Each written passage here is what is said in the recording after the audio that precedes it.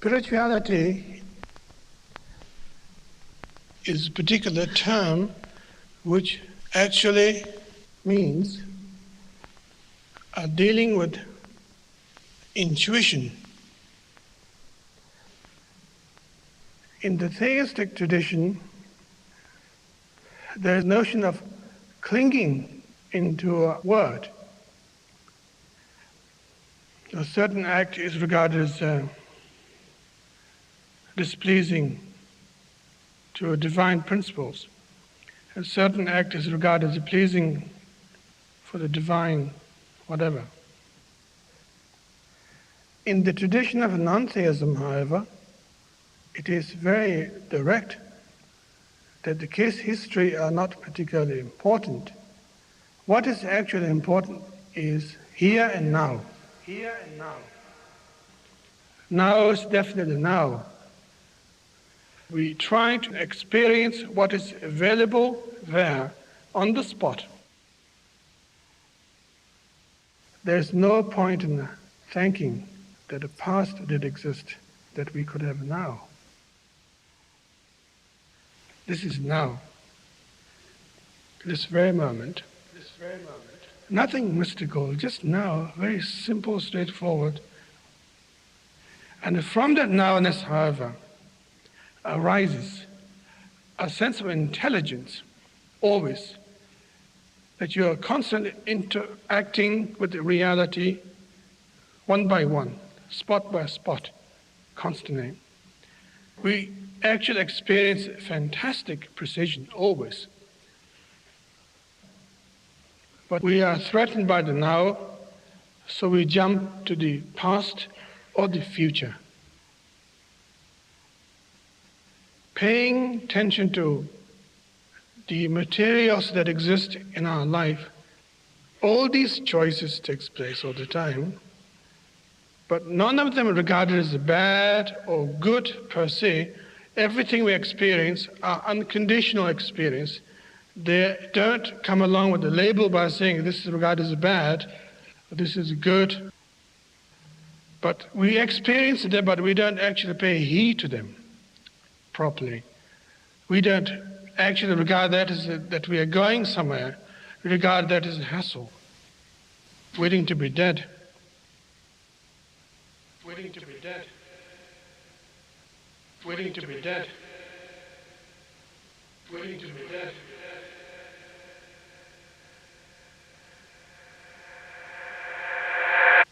That's the problem.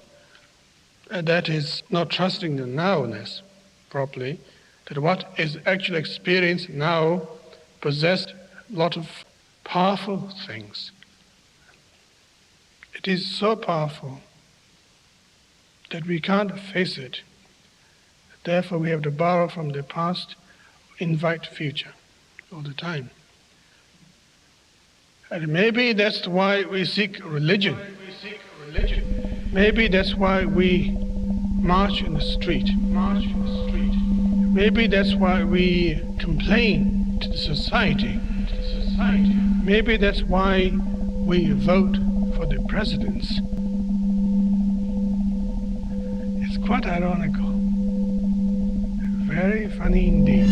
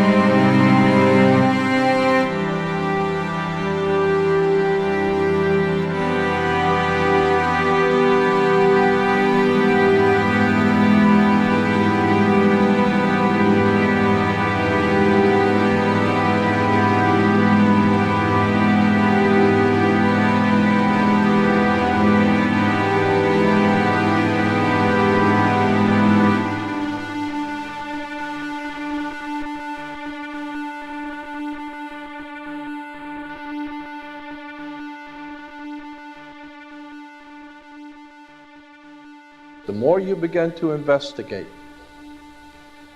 what we think we understand, where we came from, what we think we're doing, the more you begin to see we've been lied to. We've been lied to by every institution. What makes you think for 1 minute that the religious institution is the only one that's never been touched? The religious institutions of this world are at the bottom of the dirt. The religious institutions in this world are put there by the same people who gave you your government, your corrupt education, to set up your international banking cartels. We have been misled away from the true and divine presence in the universe that men have called God. I don't know what God is, but I know what He isn't.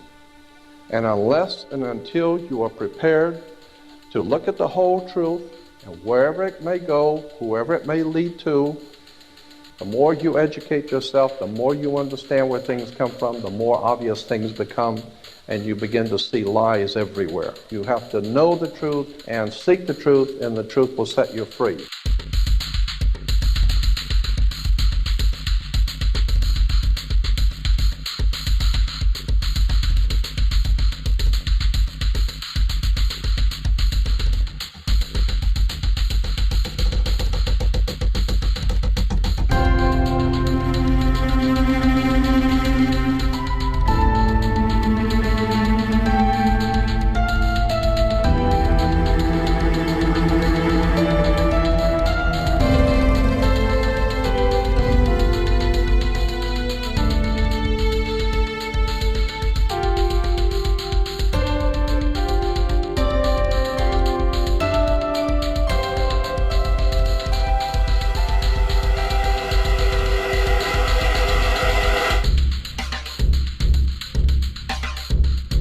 Because I gotta tell you the truth, folks. I gotta tell you the truth.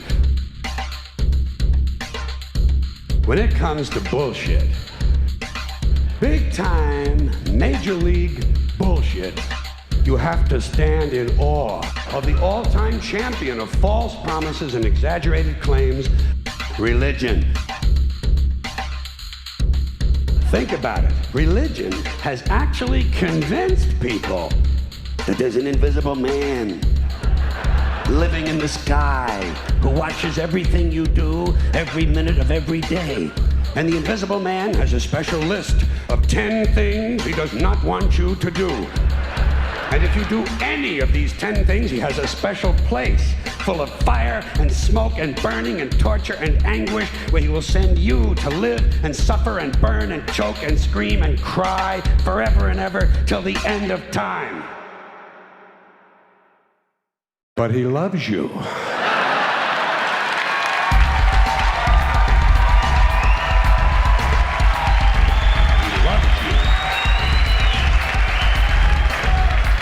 He loves you and he needs money.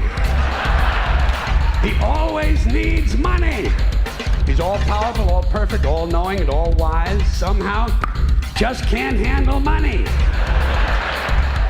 Religion takes in billions of dollars, they pay no taxes, and they always need a little more. Now, you talk about a good bullshit story. Holy shit.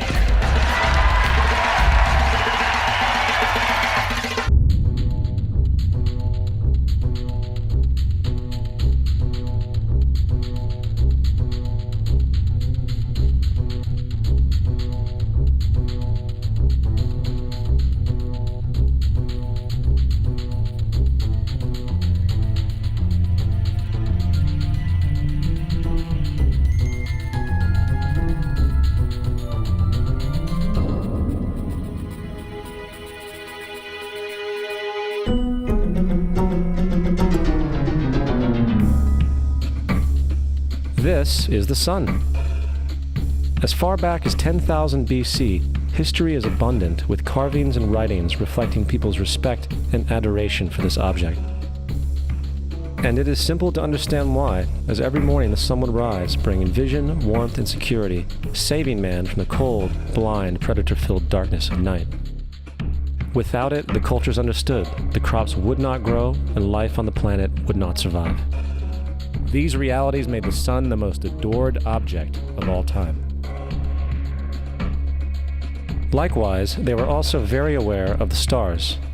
The tracking of the stars allowed them to recognize and anticipate events which occurred over long periods of time, such as eclipses and full moons. They in turn cataloged celestial groups into what we know today as constellations. This is the cross of the zodiac, one of the oldest conceptual images in human history. It reflects the sun as it figuratively passes through the 12 major constellations over the course of a year. It also reflects the 12 months of the year, the 4 seasons, and the solstices and equinoxes. The term zodiac relates to the fact that constellations were anthropomorphized, or personified, as figures or animals. In other words, the early civilizations did not just follow the sun and stars, they personified them with elaborate myths involving their movements and relationships. The sun, with its life-giving and saving qualities, was personified as a representative of the unseen creator or God, God's Son, the light of the world, the savior of humankind. Likewise, the 12 constellations represented places of travel for God's Son, and were identified by names, usually representing elements of nature that happened during that period of time. For example, Aquarius, the water bearer, who brings the spring rains.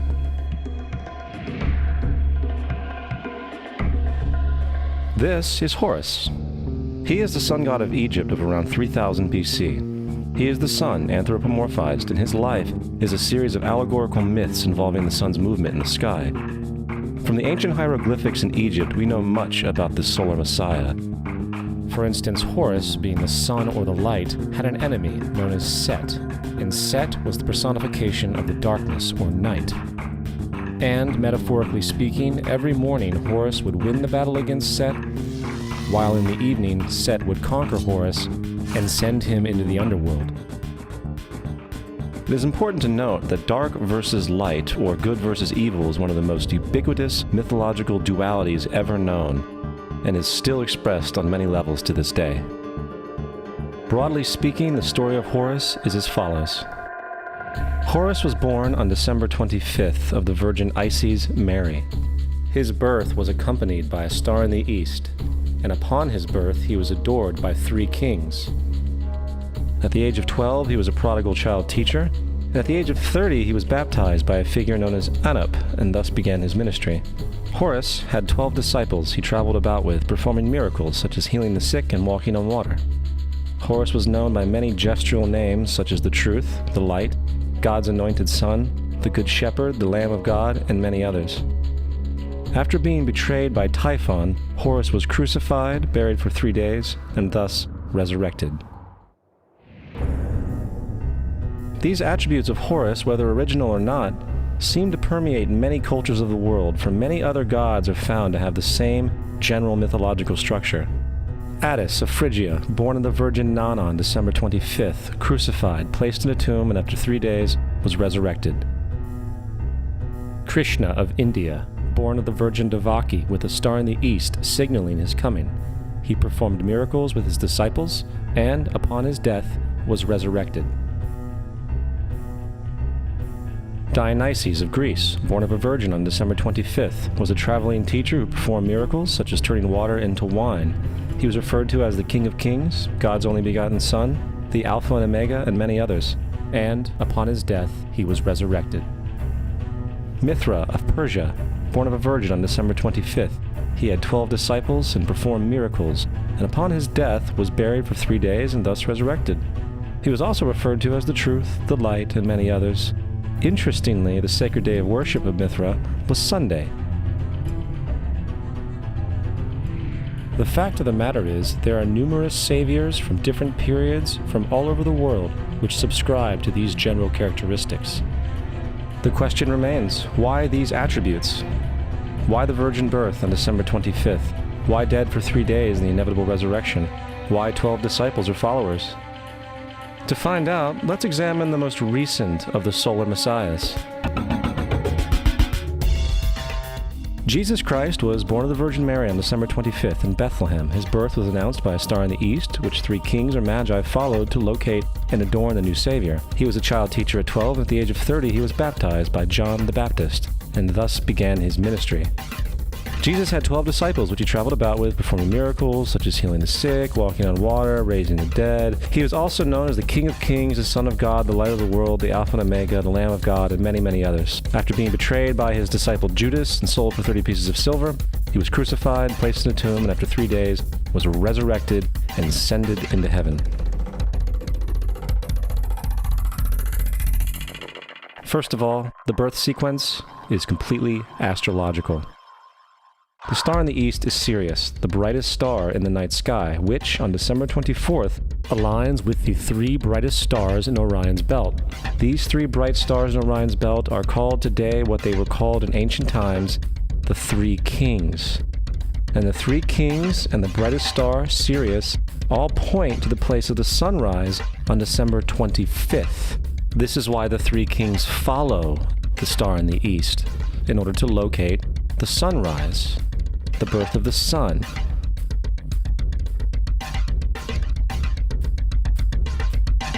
The Virgin Mary is the constellation Virgo, also known as Virgo the Virgin. Virgo in Latin means virgin. Virgo is also referred to as the house of bread, and the representation of Virgo is a virgin holding a sheaf of wheat. This house of bread and its symbol of wheat represents August and September, the time of harvest. In turn, Bethlehem, in fact, literally translates to house of bread. Bethlehem is thus a reference to the constellation Virgo, a place in the sky, not on Earth. There's another very interesting phenomenon that occurs around December 25th, or the winter solstice. From the summer solstice to the winter solstice, the days become shorter and colder. And from the perspective of the northern hemisphere, the sun appears to move south and get smaller and more scarce. The shortening of the days and the expiration of the crops when approaching the winter solstice symbolize the process of death to the ancients. It was the death of the sun. And by December 22nd, the sun's demise was fully realized, for the sun, having moved south continually for 6 months, makes it to its lowest point in the sky. Here a curious thing occurs. The sun stops moving south, at least perceivably, for 3 days. And during this 3-day pause, the sun resides in the vicinity of the Southern Cross, or Crux, constellation. And after this time, on December 25th, the sun moves 1 degree, this time north, foreshadowing longer days, warmth, and spring. And thus it was said, the sun died on the cross, was dead for 3 days, only to be resurrected or born again. This is why Jesus and numerous other sun gods share the crucifixion, 3-day death, and resurrection concept. It is the sun's transition period before it shifts its direction back into the northern hemisphere, bringing spring and thus salvation. However, they did not celebrate the resurrection of the sun until the spring equinox, or Easter. This is because at the spring equinox, the sun officially overpowers the evil darkness, as daytime thereafter becomes longer in duration than the night, and the revitalizing conditions of spring emerge. Now, probably the most obvious of all the astrological symbolism around Jesus regards the 12 disciples. They are simply the 12 constellations of the zodiac, which Jesus, being the sun, travels about with. In fact, the number 12 is replete throughout the Bible.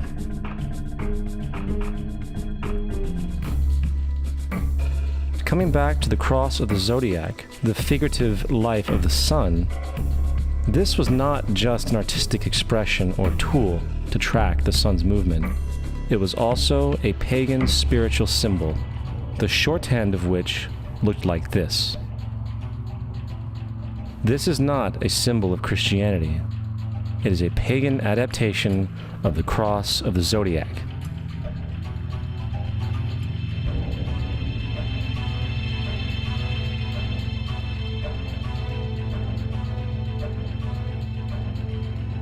This is why Jesus in early occult art is always shown with his head on the cross, for Jesus is the Son of God, the light of the world. the risen Savior, who will come again, as it does every morning. The glory of God, who defends against the works of darkness, as he is born again every morning, and can be seen coming in the clouds, up in heaven, with his crown of thorns or sun rays.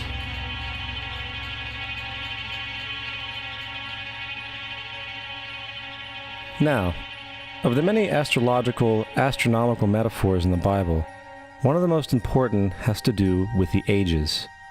Throughout the scriptures, there are numerous references to the age. In order to understand this, we need to be familiar with a phenomenon known as the precession of the equinoxes. The ancient Egyptians, along with cultures long before them, recognized that approximately every 2150 years, the sunrise on the morning of the spring equinox would occur in a different sign of the zodiac. This has to do with a slow, angular wobble that the Earth maintains as it rotates on its axis. It is called a precession because the constellations go backwards rather than through the normal yearly cycle. The amount of time it takes for the precession to go through all 12 signs is roughly 25,765 years. This is also called the Great Year, and ancient societies were very aware of this, and they referred to each 2150-year period as an age. From 4300 BC to 2150 BC, it was the age of Taurus, the bull. From 2150 BC to 1 AD, it was the age of Aries, the ram. And from 1 AD to 2150 AD, it is the age of Pisces, the age we are still in to this day. And in and around 2150, we will enter the new age, the age of Aquarius. Now, the Bible reflects, broadly speaking, a symbolic movement through 3 ages while foreshadowing a 4th. In the Old Testament, when Moses comes down Mount Sinai with the 10 Commandments, he is very upset to see his people worshiping a golden bull calf. In fact, he shattered the stone tablets and instructed his people to kill each other in order to purify themselves. Most biblical scholars will attribute this anger to the fact that the Israelites were worshiping a false idol or something to that effect.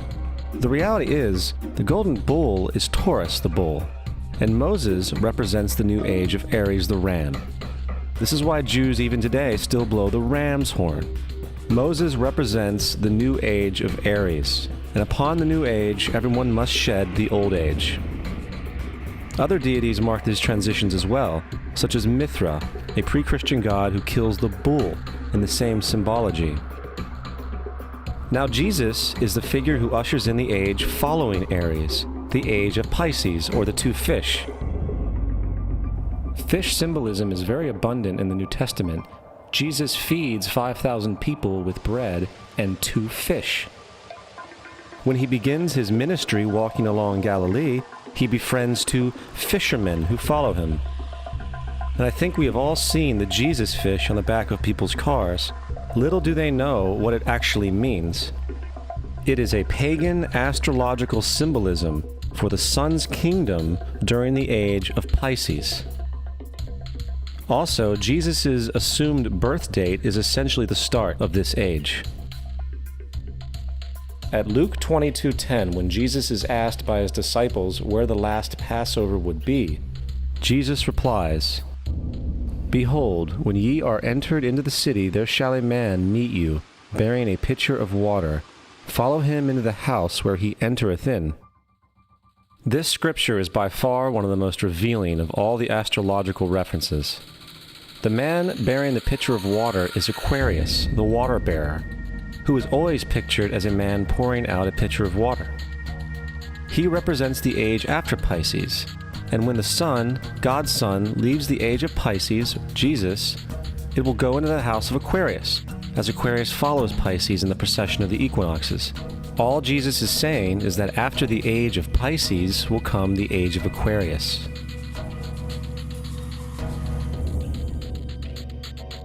Now, we have all heard about the end times and the end of the world.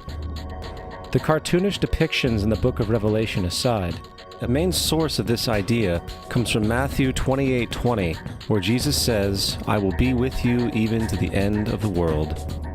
However, in the King James Version, world is a mistranslation among many mistranslations. The actual word being used is eon, which means age. I will be with you even to the end of the age, which is true, as Jesus' solar Piscean personification will end when the sun enters the age of Aquarius. The entire concept of end times and the end of the world is a misinterpreted astrological allegory. Let's tell that to the approximately 100 million people in America who believe the end of the world is coming. Furthermore, the character of Jesus being a literary and astrological hybrid is most explicitly a plagiarization of the Egyptian sun god Horus.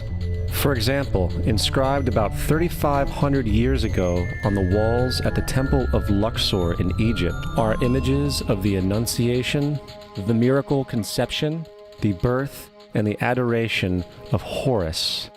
The images begin with Thoth announcing to the Virgin Isis that she will conceive Horus, then Neph, the Holy Ghost, impregnating the Virgin, and then the virgin birth and the adoration. This is exactly the story of Jesus' miracle conception. In fact, the literary similarities between the Egyptian religion and the Christian religion are staggering.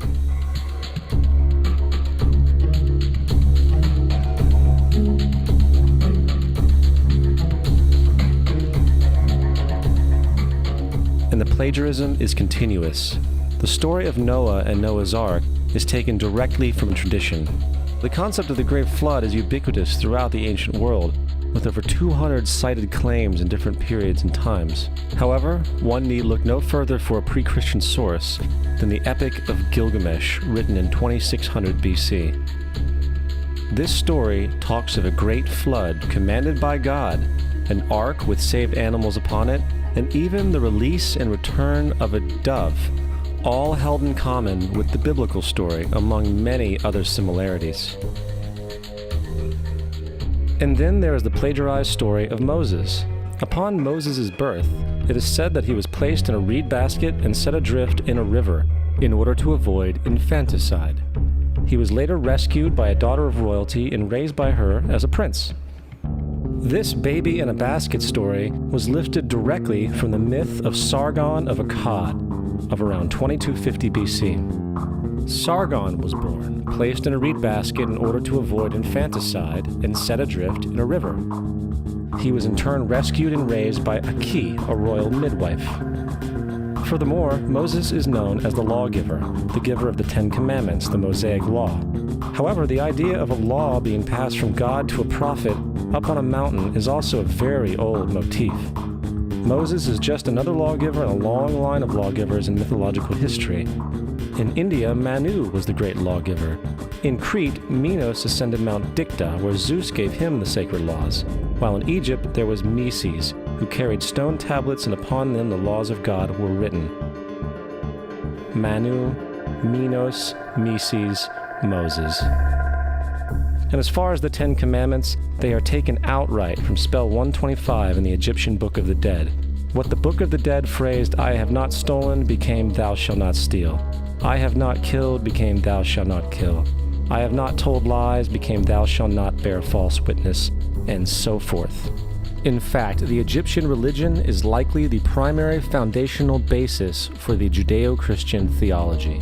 Baptism, afterlife, final judgment, virgin birth, death and resurrection, crucifixion, the Ark of the Covenant, circumcision, saviors, Holy Communion, Great Flood, Easter, Christmas, Passover, and many, many more are all attributes of Egyptian ideas long predating Christianity and Judaism. Justin Martyr, one of the first Christian historians and defenders, wrote, "When we say that he, Jesus Christ, our teacher, was produced without sexual union, was crucified and died and rose again and ascended into heaven, we propound nothing different from what you believe regarding those who you esteem sons of Jupiter." In a different writing, Justin Martyr said, "He was born of a virgin, accept this in common with what you believe of Perseus." It's obvious that Justin and other early Christians knew how similar Christianity was to the pagan religions. However, Justin had a solution. As far as he was concerned, The devil did it. The devil had the foresight to come before Christ and create his characteristics in the pagan world. Fundamentalist Christianity, fascinating. These people actually believe the world is 12,000 years old. Swear to God. I actually asked one of these guys, okay, dinosaur fossils. He says, dinosaur fossils? God put those here to test our faith.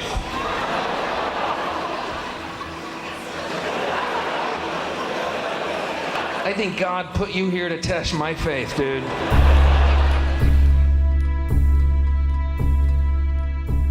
The Bible is nothing more than an astrotheological literary hybrid, just like nearly all religious myths before it.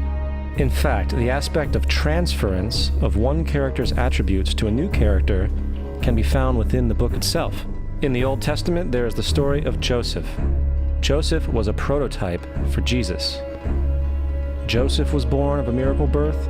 Jesus was born of a miracle birth. Joseph was of 12 brothers. Jesus had 12 disciples. Joseph was sold for 20 pieces of silver. Jesus was sold for 30 pieces of silver. Brother Judah suggests the sale of Joseph. Disciple Judas suggests the sale of Jesus. Joseph began his work at the age of 30. Jesus began his work at the age of 30. The parallels go on and on. Furthermore, is there any non-biblical historical evidence of any person living with the name Jesus, the son of Mary, who traveled about with 12 followers, healing people and the like? There are numerous historians who lived in and around the Mediterranean, either during or soon after the assumed life of Jesus. How many of these historians document this figure? Not one. However, to be fair, that doesn't mean defenders of the historical Jesus haven't claimed the contrary. 4 historians are typically referenced to justify Jesus' existence. Pliny the Younger, Suetonius, and Tacitus are the first 3. Each one of their entries consists of only a few sentences at best, and only referred to Christus or the Christ, which in fact is not a name but a title. It means the Anointed One. The 4th source is Josephus, and this source has been proven to be a forgery for hundreds of years. Sadly, it is still cited as truth. You would think that a guy who rose from the dead and ascended into heaven for all eyes to see and performed the wealth of miracles acclaimed to him would have made it into the historical record. It didn't, because once the evidence is weighed, there are very high odds that the figure known as Jesus did not even exist.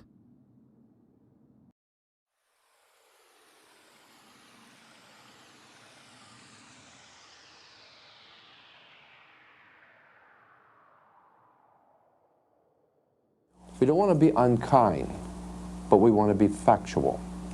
We don't want to cause hurt feelings, but we want to be academically correct in what we understand and know to be true.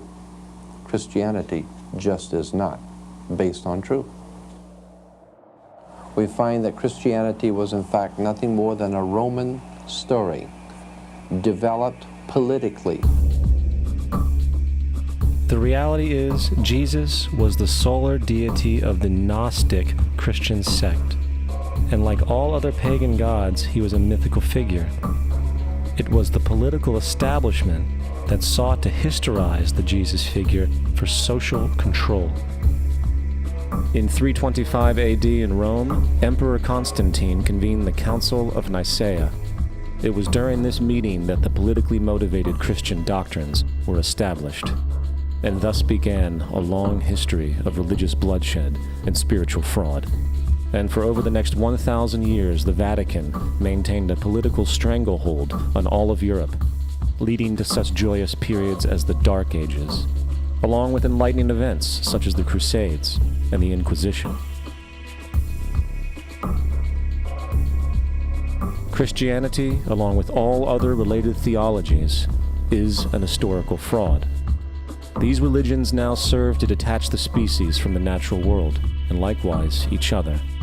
They support blind submission to authority.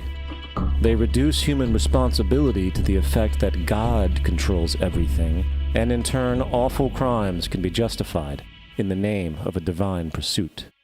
And, most critically, it empowers the political establishment who have been using the myth to manipulate and control societies. The religious myth is one of the most powerful devices ever created, and it serves as the psychological soil upon which other myths can flourish.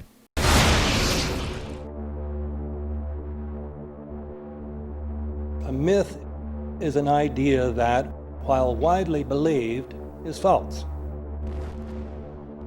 In a deeper sense, in the religious sense, a myth serves as an orienting and mobilizing story for a people. The focus is not on the story's relation to reality, but on its function. A story cannot function unless it is believed to be true in the community or the nation. It is not a matter of debate. If some people have the bad taste to raise the question of the truth of the sacred story, the keepers of the faith do not enter into debate with them. They ignore them or denounce them as blasphemers.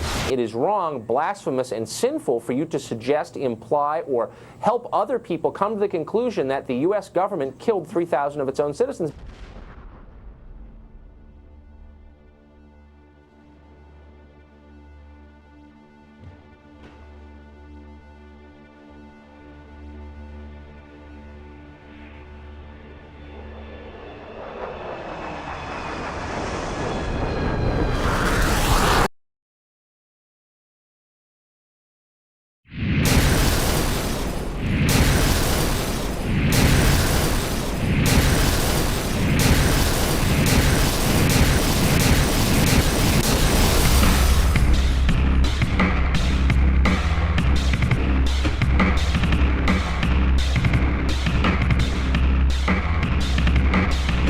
As if a demolition team set off when you see the old demolitions of these old buildings. It looks like one of those scenes of an old building being purposely dynamited and blown up. Anybody who's ever watched a building being demolished on purpose knows that if you're going to do this, you have to get at the under-infrastructure of a building and bring it down. The way the structure is collapsing, this was the result of something that was planned. It's not accidental that the first tower just happened to collapse and then the second tower just happened to collapse in exactly the same way.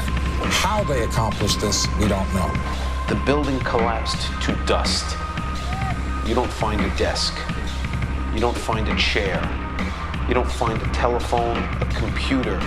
The biggest piece of a telephone I found was half of the keypad, and it was about this big. What happened to the concrete? The concrete was pulverized from river to river. There was dust powder 2-3 inches thick. The concrete was just pulverized. Reminiscent of those pictures we've all seen too much on television before, when a building was deliberately destroyed by well-placed dynamite to knock it down.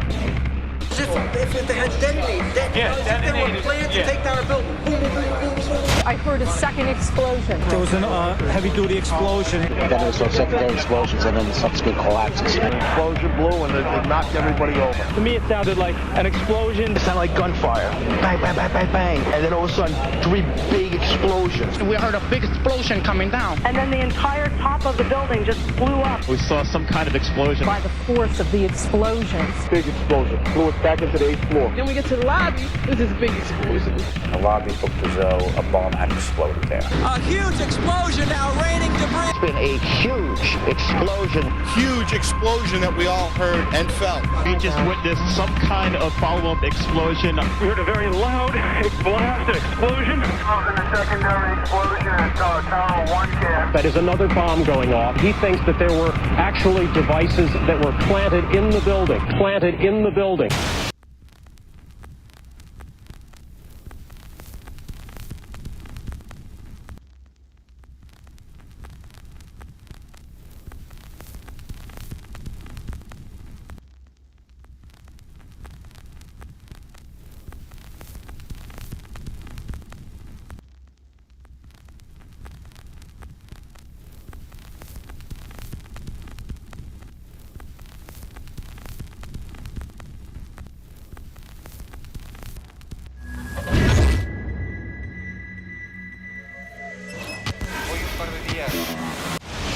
I don't think anybody could have predicted that they would try to use an airplane as a missile, a hijacked airplane as a missile. Nobody in our government, at least, and I don't think the prior government that could envision flying airplanes into buildings. No specific threat involving really a domestic operation or involving what happened, obviously, the city's airliner and so forth. There were no warning signs that I'm aware of. USA Today reports that in the 2 years before the attacks on September the 11th, NORAD conducted exercises using hijacked airliners as weapons. And one target was the World Trade Center.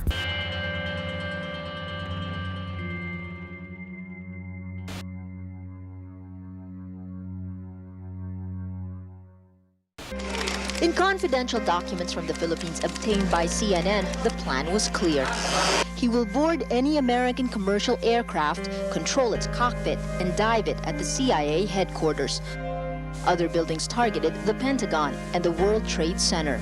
The Federal Aviation Administration received 52 warnings about Al-Qaeda in the 6 months before 9/11 and did not apparently heed them. The Pentagon reportedly does not want the public to hear next week's Senate testimony about the former secret intelligence unit known as Able Danger. And it identified Mohammed Atta and 3 other 9/11 terrorists as members of an al-Qaeda cell in Brooklyn, New York, more than a year before the attacks. And we found 2 of the 3 cells which conducted the 9/11 attacks. Lieutenant Colonel Tony Schaefer, who was the first member of Able Danger to go public, has now been told in writing by the Defense Intelligence Agency that he can't speak to members of Congress or their staff without prior approval. This is an attempt to prevent the American people from knowing the facts about how we could have prevented 9/11, and people are covering it up today. Security and counterterrorism was blinking red, in the words of George Tenet, that the warnings of an imminent attack were so severe that something dramatic should have been done. It was unparalleled. Instead, our president went on a month-long vacation.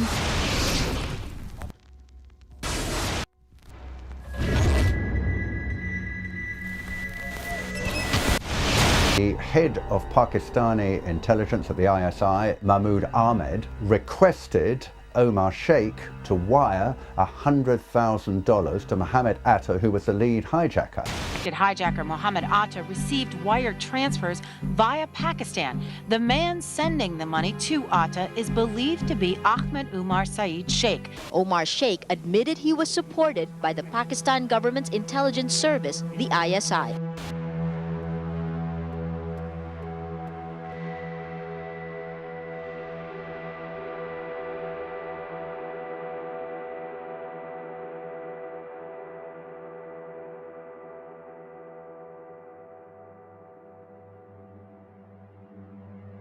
As hard as this is to believe that 2 of the alleged terrorists involved in what happened on Tuesday may have attended schools run by the U.S. military. Evidence was also apparently planted.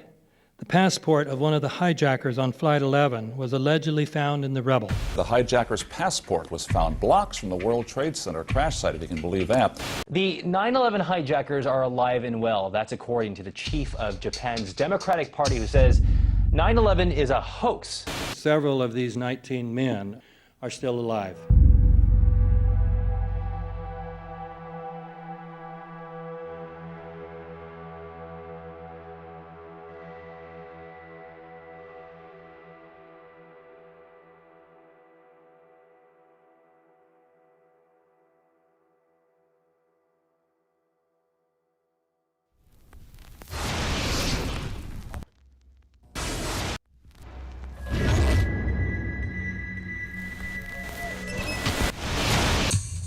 Of course we're after Saddam Hussein, bin Laden. He's... In the early 1980s, bin Laden worked with operatives from U.S. intelligence, the Pakistani military, and Arab states. January 2001, the Bush administration orders the FBI and intelligence agencies to back off investigations involving the bin Laden family, including 2 of Osama bin Laden's relatives, who were living, guess where, in Falls Church, Virginia, right next to CIA headquarters. When he was already America's most wanted criminal, he reportedly spent 2 weeks in the American hospital in Dubai, was treated by an American doctor, and visited by the local CIA agent. We have not seen one piece of evidence that links Osama bin Laden directly to the planning stages of September 11th. This failure to provide proof was later said to be unnecessary because bin Laden, in a video allegedly found in Afghanistan, admitted responsibility for the attacks.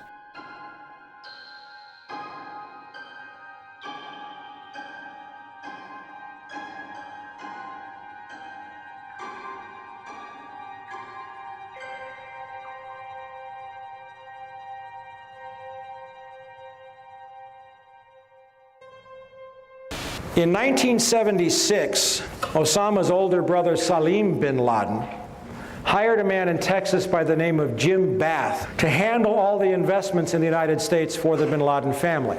Jim Bath also happens to be a personal, almost lifelong friend and former Air National Guard pilot with George W. Bush. The connections between the Bushes and the bin Ladens become much more clear when George Herbert Walker Bush made trips to Saudi Arabia in 1998 and 2000 to meet with the bin Laden family on behalf of a company called the Carlyle Group.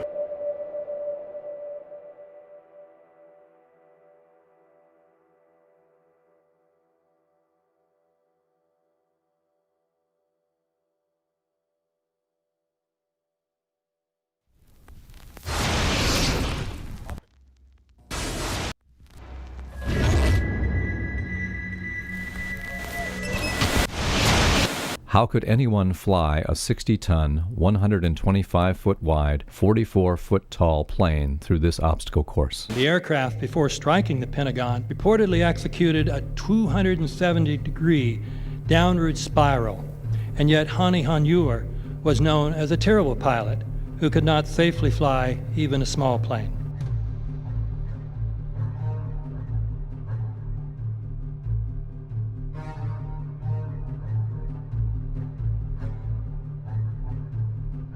No seats, no luggage, no bodies. Nothing but bricks and limestone. The official explanation is that the intense heat from the jet fuel vaporized the entire plane. Flight 77 had two Rolls-Royce engines made of steel and titanium alloy and weigh 6 tons each. It is scientifically impossible, but 12 tons of steel and titanium was vaporized by jet fuel. We're also told that the bodies were able to be identified either by their fingerprints or by the DNA. So what kind of fire can vaporize aluminum and tempered steel and yet leave human bodies intact? From my close-up inspection, there's no evidence of a plane having crashed anywhere near the Pentagon. And as I said, the only pieces left that you can see are small enough that you could pick up in your hand. Shortly after the strike, government agents picked up debris and carried it off. The entire lawn was covered with dirt and gravel, so that any remaining forensic evidence was literally covered up. The videos from security cameras, which would show what really hit the Pentagon, were immediately confiscated by agents of the FBI, and the Department of Justice has to this day refused to release them. If these videos would prove that the Pentagon was really hit by a 757, most of us would assume the government would release them.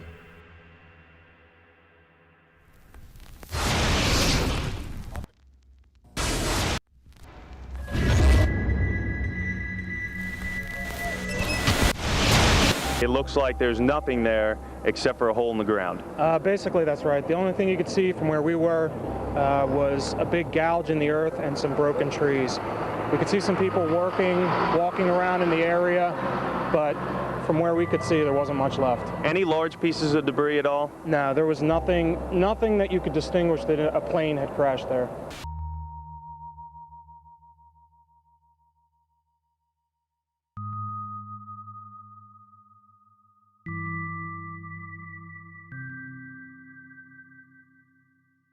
The FBI and the state police here have confirmed that they have cordoned off a second area about 6 to 8 miles away from the crater here. This is apparently another debris site.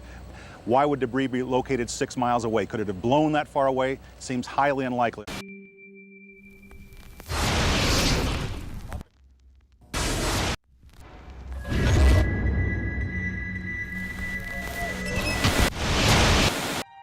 Pancake theory.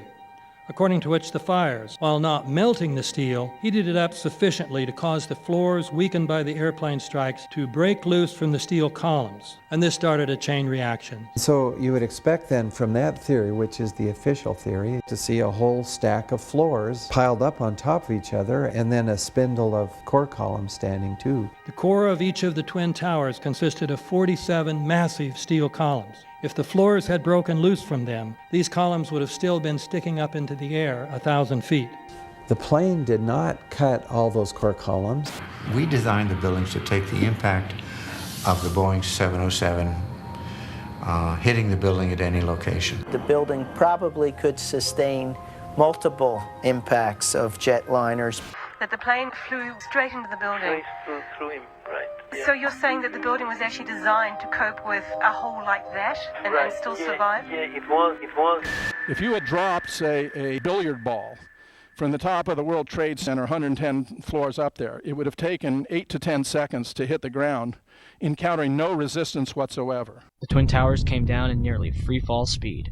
200,000 tons of steel shatters and explodes outwards over 500 feet. This means that floors shattered at an average rate of about 10 floors per second. There is no scenario for a pancake effect of buildings falling that allows them to fall at the rate of free fall. Now what can do that? What can move mass out of the way? Explosives.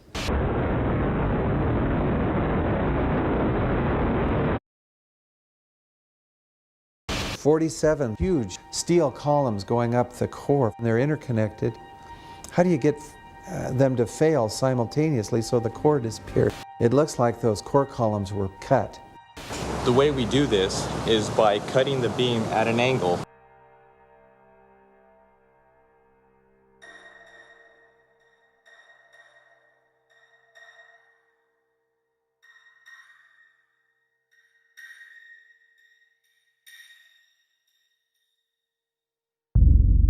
I started looking at the molten metal.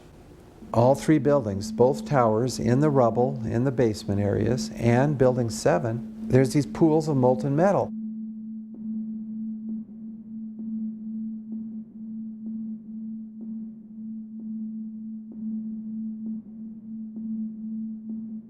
You'd get down below and you'd see molten steel running down the channel rails. Like you're in a foundry. Like lava. The molten steel was found 3, 4, and 5 weeks later, when the rubble was being removed. He said that molten steel was also found underneath World Trade Center 7. So I'm looking through the official reports. What do they say about the molten metal? They say nothing. Now, wait a minute. This is important evidence. So where'd that come from? Thermite is so hot that it'll just cut through steel, through structural steel, for example, like a knife through butter. The products are molten iron and aluminum oxide, which goes off primarily as a dust. You know those enormous dust clouds? You can imagine when you assemble these chemicals on a large scale. So, Professor Niels Harrit, you examined the rubble that came from the World Trade Center. What did you find in it? Well, in there we find remains of what we characterize as a thermitic material. And this is a very energetic material which can be used either for melting iron or it can be designed as an explosive.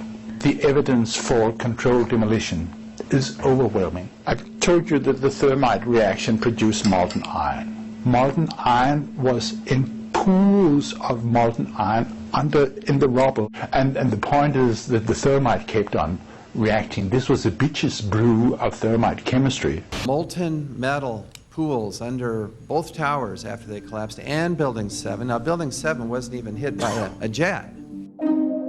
Part of the problem is that most people simply don't know much about Building 7 due to the extraordinary secrecy surrounding this collapse. And this was a 47-story skyscraper. This building fell at 5:25. It was not hit by a plane. This building had fires on only 2 or 3 floors. And it was brought down by what we know was a controlled demolition. Demolitions, they look just like that. You know, a kink in the middle, and then that building just comes straight down, almost at free fall speed.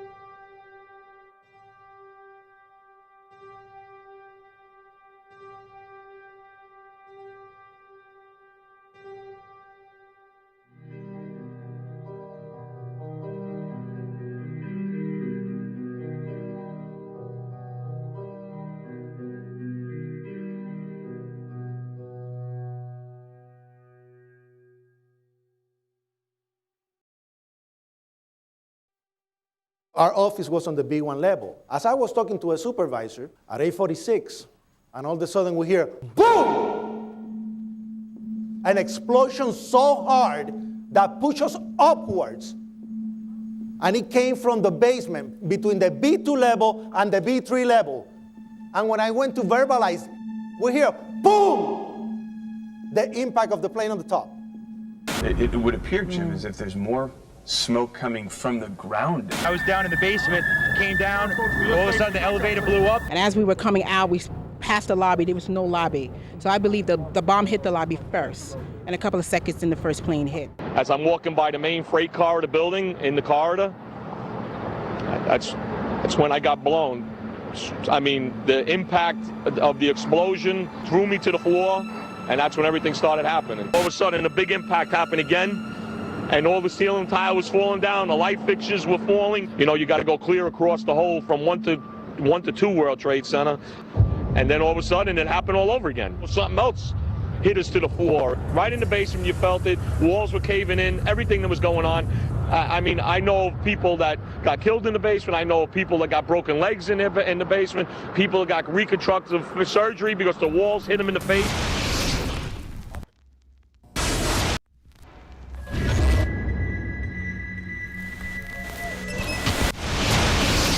According to standard operating procedure, if an FAA flight controller notices anything that suggests a possible hijacking, the controller is to contact a superior. If the problem cannot be fixed within about a minute, the superior is to ask NORAD, the North American Aerospace Command, to send up or scramble jet fighters to find out what is going on. NORAD then issues a scramble order to the nearest Air Force base with fighters on alert.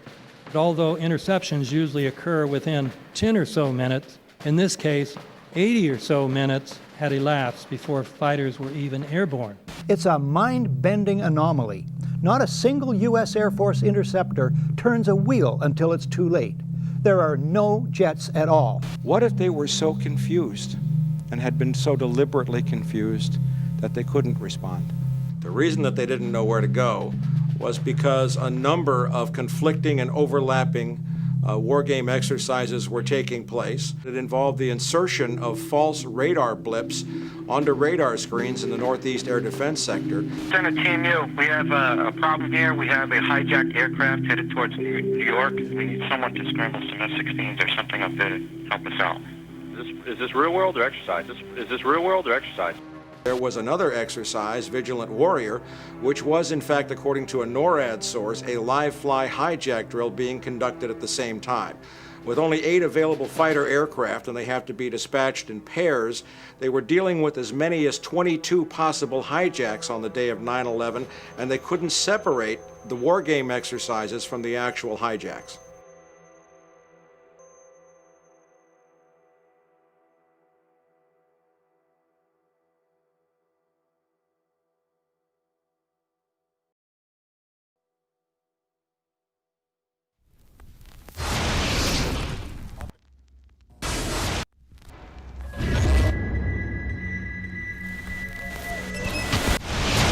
Page 172.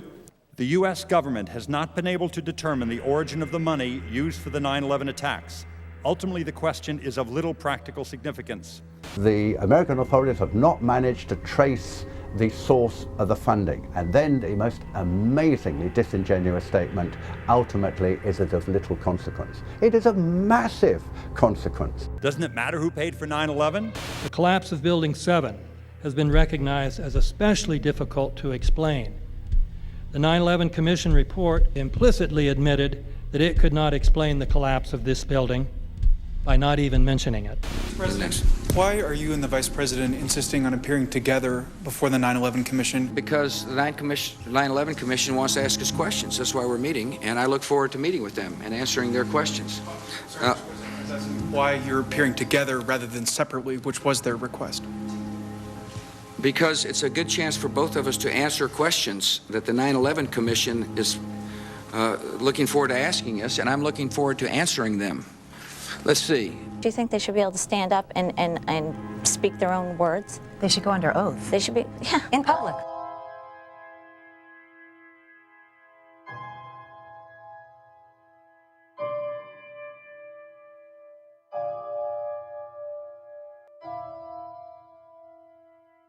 Don't you think that the families deserve to have a transcript or to be able to see what you Adam, said? you asked me that question yesterday.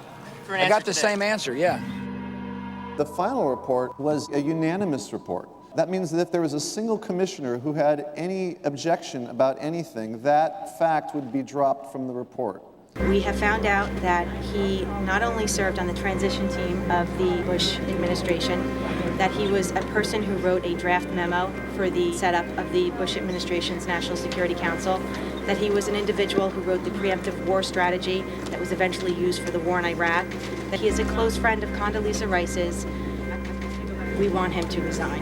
There is literally nothing in the 9/11 report that the Bush administration did not approve of. We can understand, therefore, why the Commission, under Zelikow's leadership, would have ignored all the evidence that would point to the truth, that 9/11 was a false flag operation intended to authorize the doctrines and funds needed for a new level of imperial mobilization.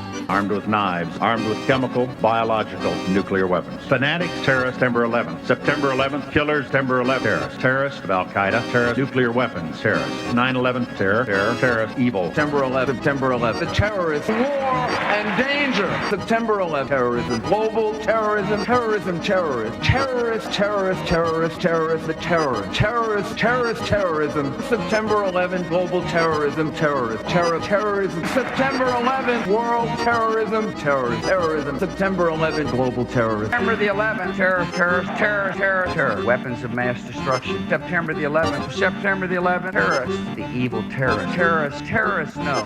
Terrorism. The words are hypnotically repeated. Terrorism, terrorist, terrorist threat, and of course, believed to be linked to Al-Qaeda. But it's the so-called war on terrorism that's in our faces practically 24/7 as the inescapable focus of our existence. One day, our grandchildren will look back on this time and ask, how was the war on terror won?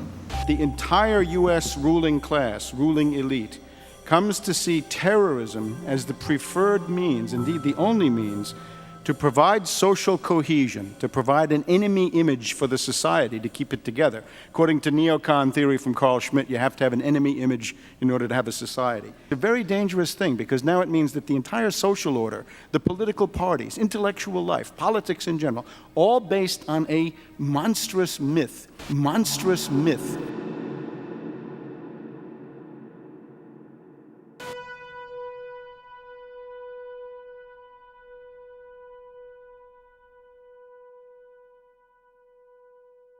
Look, the CIA has done in this country, what they've done to us is unbelievable. Look at the terrorist acts that have occurred.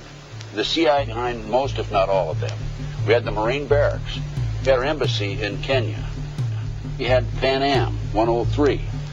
We had the USS Cole. We had Oklahoma City. We had the World Trade Center in 1993. That helped the terrorists blow up the World Trade Center the first time. They built the bomb. They got the driver's license.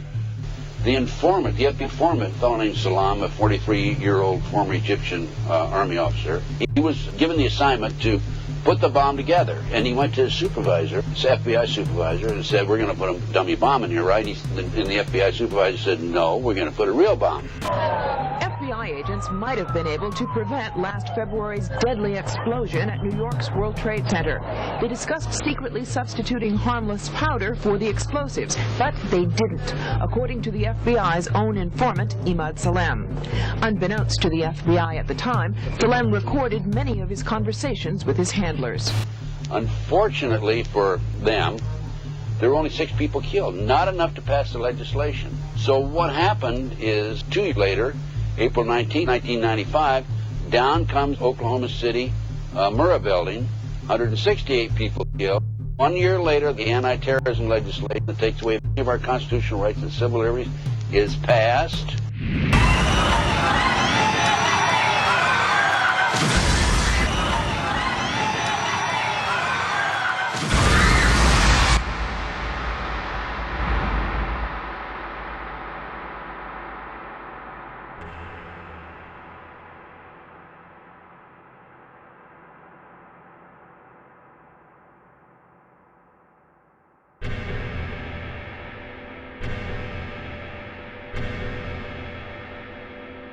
because at 9:30 this morning we were actually running an exercise for over a company of 1,000 people in London based on simultaneous bombs going off precisely at the railway stations that happened this morning. So I still have the hairs on the back of my neck standing upright. To get this quite straight, you were running an exercise to see how you would cope with this, and it happened while you were running the exercise? Precisely.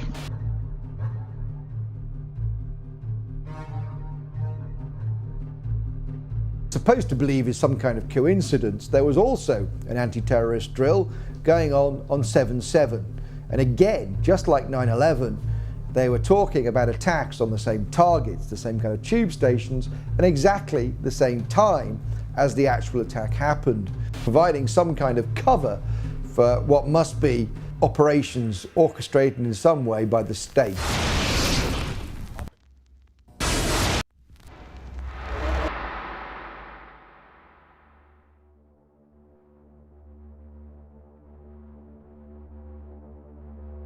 I am absolutely appalled at how much people in this country do not think. We are given to understand that a guy out there up in the mountains financed the most elaborate attack on this country. Do you think some people in a cave were able to have NORAD stand down? Do you think that people in a cave were able to have all of this happen? And when I think about how many Americans were killed in New York City, and believing as I do that this thing was a setup job, this is a textbook operation that Nazis used, and they've used it over and over again. America has been suckered in one more time. I don't have to tell you things are bad. Everybody knows things are bad. The dollar buys a nickel's worth. Banks are going bust. Shopkeepers keep a gun under the counter. Punks are running wild in the street, and there's nobody anywhere who seems to know what to do, and there's no end to it. We know the air is unfit to breathe, and our food is unfit to eat. We sit watching our TVs while some local newscaster tells us that today we had 15 homicides and 63 violent crimes, as if that's the way it's supposed to be. We know things are bad, worse than bad. They're crazy. It's like everything everywhere is going crazy, so we don't go out anymore. We sit in the house, and slowly the world we're living in is getting smaller, and all we say is, please, at least leave us alone in our living rooms. Let me have my toaster and my TV and my steel-belted radios, and I won't say anything. Just leave us alone. Well, I'm not going to leave you alone. I want you to get mad.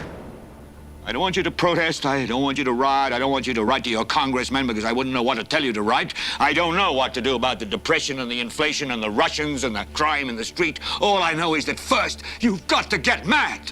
You've got to say, I'm a human being. God damn it. My life has value.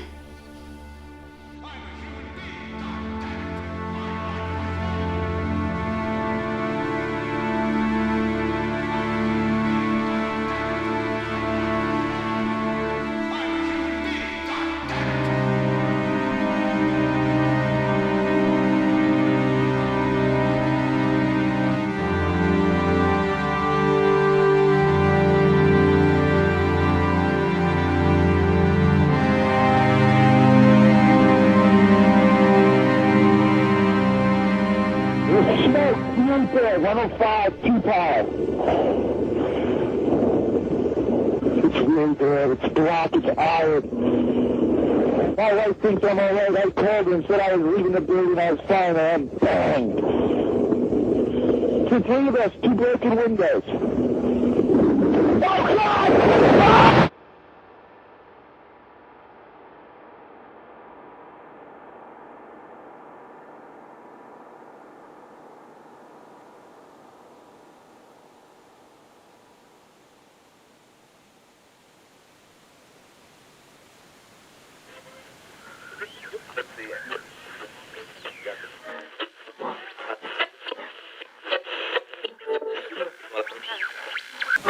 When hostilities commenced in Europe in 1939, it was realized that the American people had no intention of entering the war.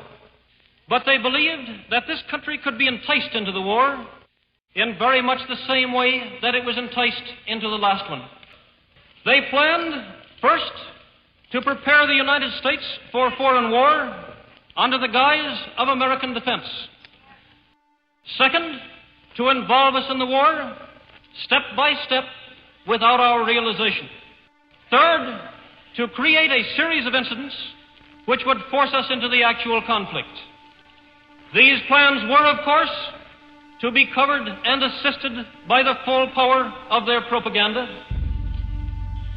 Our theaters soon became filled with plays portraying the glory of war. Newsreels lost all semblance of objectivity, and they have used the war to justify the restriction of congressional power and the assumption of dictatorial procedures on the part of the President and his appointees. A fear campaign was inaugurated. We cannot allow the natural passions and prejudices of other peoples to lead our country to destruction.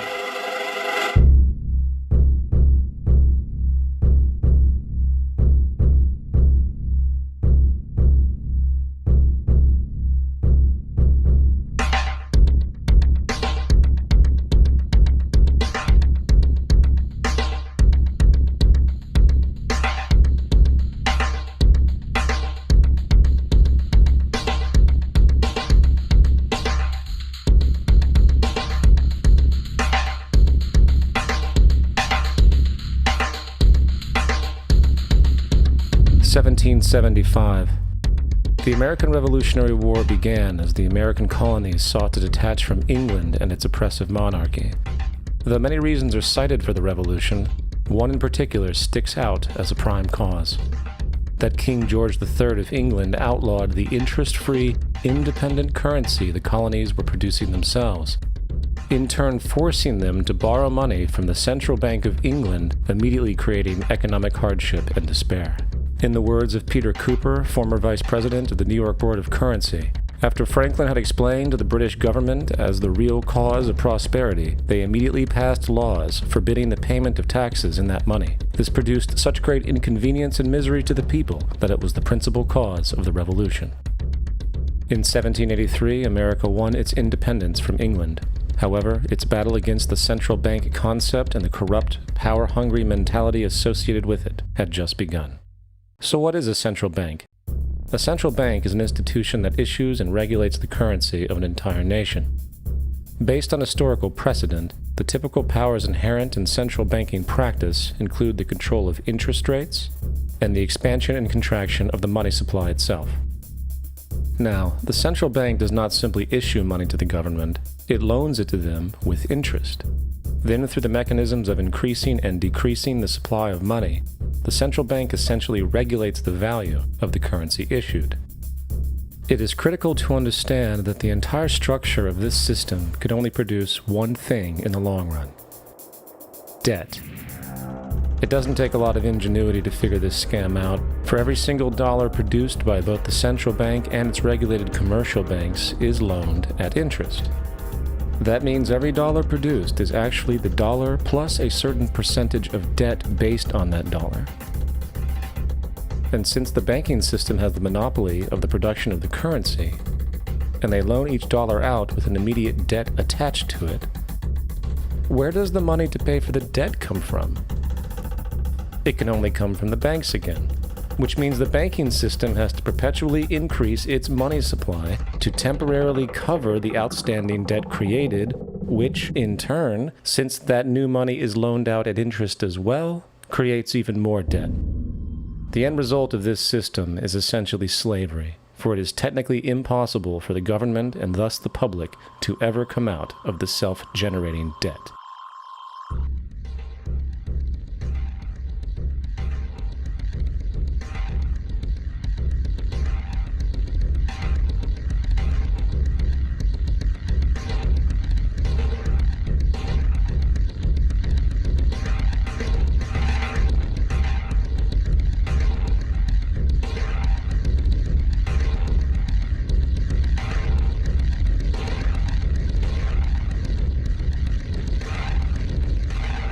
By the early 20th century, the U.S. had already implemented and removed a few central banking systems, which were maneuvered into place by ruthless banking interests. At this time, the dominant families in the banking and business world were the Rockefellers, the Morgans, the Warburgs, the Rothschilds. And in the early 1900s, they sought to push, once again, legislation to create another central bank. However, they knew the government and public were very weary of such an institution, so they needed to create an incident to affect public opinion. So J.P. Morgan, publicly considered a financial luminary at the time, exploited his mass influence by reportedly creating rumors that prominent banks in New York were insolvent or bankrupt. Morgan knew this would trigger mass hysteria and a systemic crisis, and it did. The public, in fear of losing their deposits, immediately began mass withdrawals. Consequently, the banks were forced to call in their loans, causing the recipients to sell their property, and thus a spiral of bankruptcies, repossessions, and turmoil emerged. Putting the pieces together years later, Congressman Charles Lindbergh wrote, "The King bankers put in motion in 1907 a great scheme. They had gambled and speculated on Wall Street until so many watered stocks and bonds had been manufactured. The King bankers knew the condition and informed the favorite of their friends what was to come. There was to be a panic in the fall of 1907, and it would be advertised as the result of our bad banking and currency laws." The Panic of 1907 led to a congressional investigation headed by Senator Nelson Aldrich, who had intimate ties to the financial powers and later became part of the Rockefeller family through marriage. The commission led by Aldrich recommended a central bank should be implemented so a panic like 1907 could never happen again. This was the spark that the bankers needed to initiate their plan. And in 1910, a secret meeting was held at a J.P. Morgan estate on Jekyll Island off the coast of Georgia. It was there that the central banking bill called the Federal Reserve Act was written. This legislation was written by bankers, not lawmakers. This meeting was so secretive, so concealed from government and public knowledge, that most of the figures who attended disguised their names when en route to the island. And after this bill was constructed, it was then handed over to their political frontman, Senator Nelson Aldrich, to push through Congress.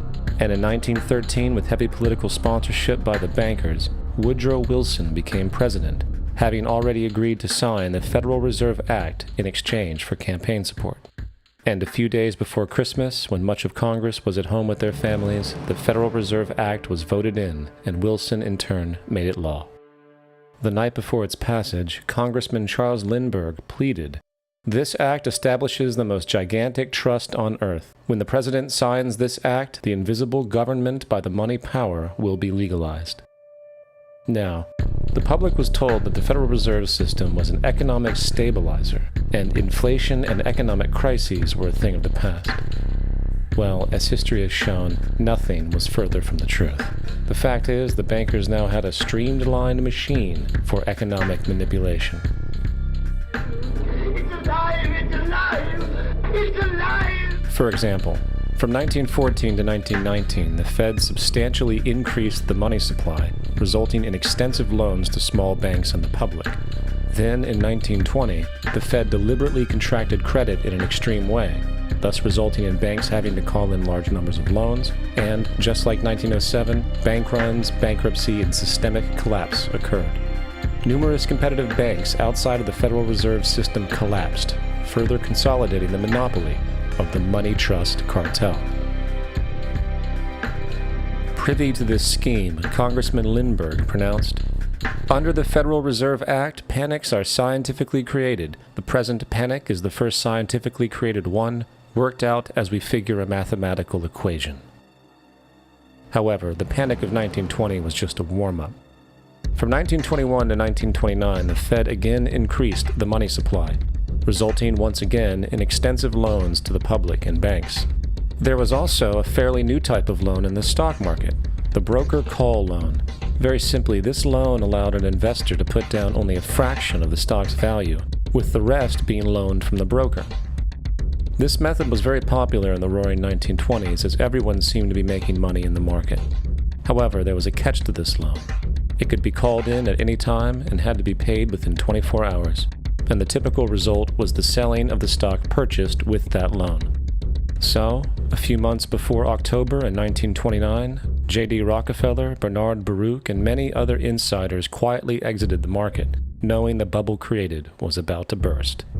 Then, on October 24, 1929, the financiers who furnished the call loans started calling them in masse. This sparked an instantaneous, massive sell-off in the already inflated market, as sell orders and margin calls were systemically triggered. That then led to mass bank runs, eventually collapsing thousands of banks, enabling the large banks to buy up the now failed banks at a discount. But it didn't stop there. Rather than expanding the money supply in order to recover from this economic collapse, the Fed actually contracted it, fueling one of the largest depressions in American history.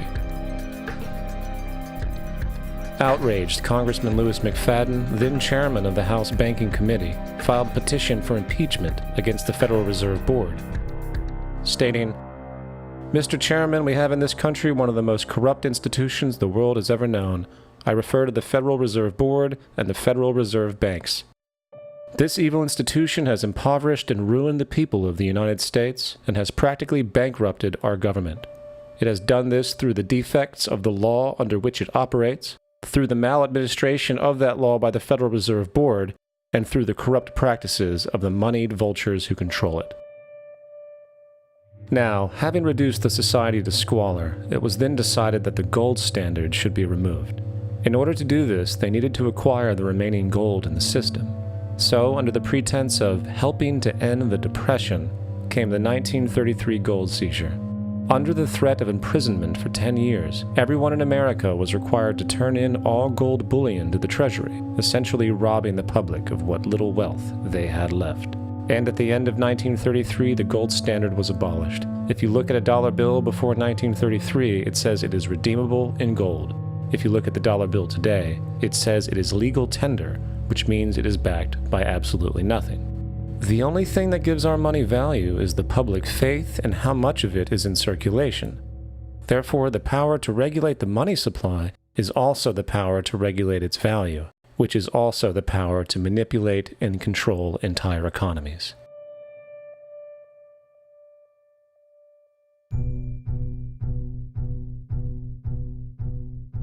It is important to clearly understand the Federal Reserve is a private corporation. It is about as Federal Express. It makes its own policies and is under little regulation by the U.S. government. It is a private bank that loans all the currency at interest to the government, completely consistent with the central banking model that the country sought to escape from when it declared independence in the American Revolutionary War. Now, going back to 1913, the Federal Reserve Act was not the only bill pushed through Congress for the vested financial interests. They also pushed its partner, the federal income tax. First of all, the federal income tax is completely unconstitutional, as it is a direct, unapportioned tax, and the required number of states needed in order to ratify the amendment to allow the income tax was never legally met, and this has even been cited in modern court cases.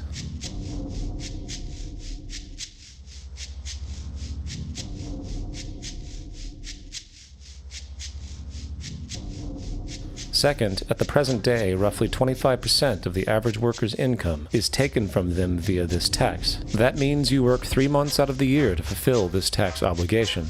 And where does that money go?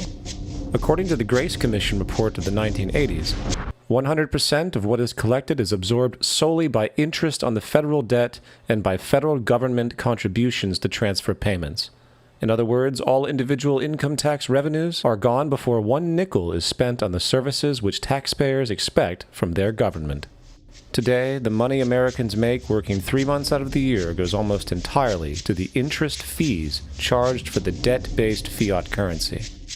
The fact is, the federal income tax exists to feed the Federal Reserve, federal government money machine, making sure the interest payments are always there. And third, even with the government claim as to the legality of the income tax, there is still evidently no statute, no law in existence that requires you to pay this tax. I really expected that, of course, there's a law that you can point to in the law book, the code, that requires you to file a tax return. Of course there is. I was at that point where I couldn't find the statute that clearly made a person liable, at least not me and most people I know. And I had no choice in my mind except to resign. Based on the research that I did throughout the year 2000 and that I'm still doing, I have not found that law. I've asked Congress, we've asked a lot of people in the IRS commissioners, helpers. They can't answer, because if they answer, the American people are going to know that this whole thing is a fraud. I haven't filed an federal income tax return since I left. I have not filed a tax return since 1999. Now, the control of the economy and the manipulation of society for the vested financial powers is only a part of the game being played. Another level is the business of war. Since the inception of the Federal Reserve in 1913, a number of large and small wars have commenced. The three most pronounced might be World War I, World War II, and Vietnam. World War I. In 1914, European wars broke out centered around England and Germany. The American public wanted nothing to do with the war. In turn, President Woodrow Wilson publicly declared neutrality. However, under the surface, evidence now shows that the financial powers behind the administration were looking for any excuse it could to enter it. It is important to understand that one of the most lucrative things that can happen for the bankers is war, for it forces the country to borrow even more money at interest, not to mention the profits generated through the financing of military production.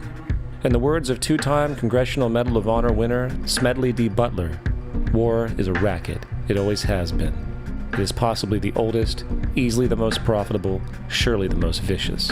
It is the only one international in scope, and it is the only one in which the profits are reckoned in dollars and the losses in lives. Woodrow Wilson's top advisor and mentor was Colonel Edward House, a man found to have intimate connections with the financial interests of the time. In a conversation with Colonel House, Wilson's advisor, and Sir Edward Grey, the Foreign Secretary of England, regarding America and the war, Grey inquired, "What will America do if Germans sink an ocean liner with American passengers on board?" House responded, "I believe that a flame of indignation would sweep the United States, and that by itself would be sufficient to carry us into war." So, on May 7, 1915, a ship called the Lusitania was sent where German military vessels were known to be. And, as likely expected, German U-boats torpedoed the ship, exploding stored munitions, killing 1,200 people. To further understand the obvious anticipation of this setup, the German embassy actually put advertisements in the New York Times telling people that if they boarded the Lusitania, they did so at their own risk, as such a ship sailing from America to England through the war zone would be liable to destruction. In turn, and as anticipated, the sinking of the Lusitania caused a wave of anger among the American population, and America entered the war a short time after. Major General Smedley D. Butler summarizes the monetary reality of World War I.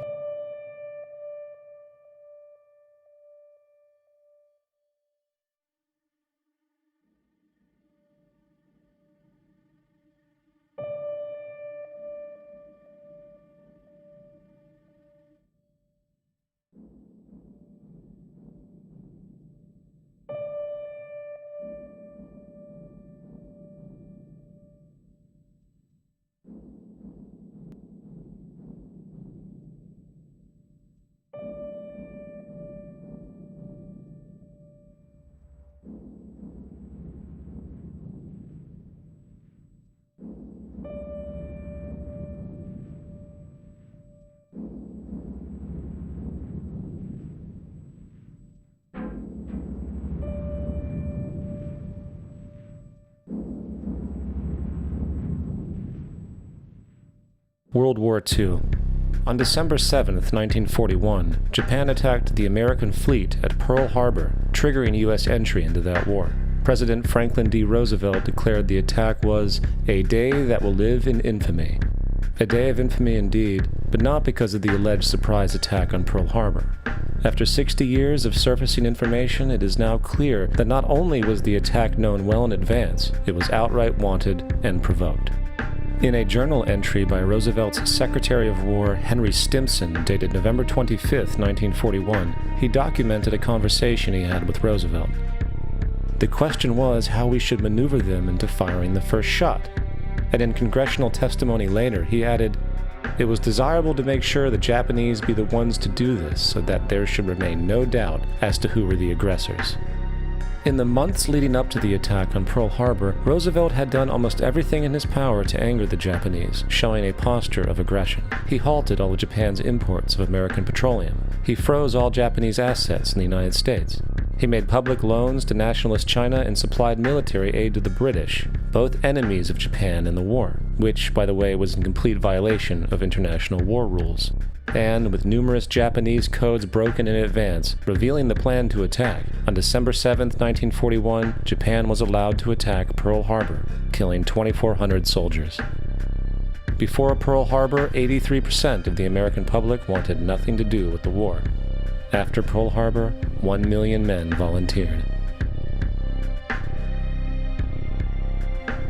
It is important to note, Nazi Germany's war effort was largely supported by two organizations, one of which was called IG Farben.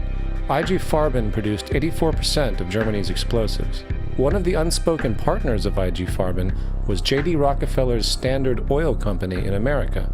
In fact, the German Air Force could not operate without a special additive patented by Rockefeller's Standard Oil. The drastic bombing of London by Nazi Germany, for example, was made possible by a $20 million sale of fuel to IG Farben by the Rockefellers' Standard Oil Company. This is just one small point on the topic of how American business funded both sides of World War II.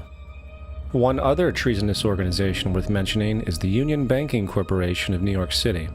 Not only did they finance numerous aspects of Hitler's rise to power along with actual materials during the war, it was also a Nazi money laundering bank, which was eventually exposed for having millions of dollars of Nazi money in its vaults. The Union Banking Corporation of New York was eventually seized for violations of the Trading with the Enemy Act. Guess who the director and vice president of the Union Bank was? Prescott Bush, the father and grandfather of former U.S. Presidents George W. Bush and George H.W. Bush. Vietnam. The United States' official escalation and entry into the Vietnam War came after an alleged incident involving two U.S. destroyers being attacked by North Vietnamese PT boats in the Gulf of Tonkin. This is known as the Gulf of Tonkin Incident. This situation was the catalytic pretext for massive troop deployment and full-fledged warfare. One problem, however, the attack on the U.S. destroyers by Vietnamese PT boats never happened. Former Secretary of Defense Robert McNamara stated years later that the Gulf of Tonkin incident was a mistake, while classified documents released years later showed that it was a farce, manipulated for the purposes of war. And once in the war, it was business as usual. In October 1966, President Lyndon Johnson lifted trade restrictions on the Soviet bloc, knowing full well that the Soviets were providing upwards of 80% of North Vietnam's war supplies. Consequently, the Rockefeller interests financed factories in the Soviet Union, which the Soviets used to manufacture military equipment and send to North Vietnam. However, the funding of both sides in this conflict was only one side of the coin. In 1985, Vietnam's rules of engagement were declassified. This detailed what American troops were and were not allowed to do in the war. It included such absurdities as North Vietnamese anti-aircraft missile systems could not be bombed until they were known to be operational. No enemy could be pursued once they crossed the border of Laos or Cambodia. And most revealing of all, the most critical strategic targets were not allowed to be attacked unless initiated via high military officials. Apart from these illogical limitations, North Vietnam was informed of these restrictions and therefore could base entire strategies around the limitations of the American forces. This is why the war went on for so long. And the bottom line is this: the Vietnam War was never meant to be won, just sustained.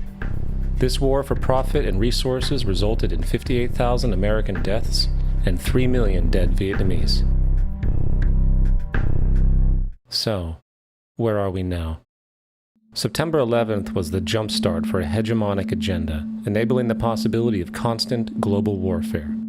It was a staged war pretext, no different than the sinking of the Lusitania, the provoking of Pearl Harbor, and the Gulf of Tonkin lie.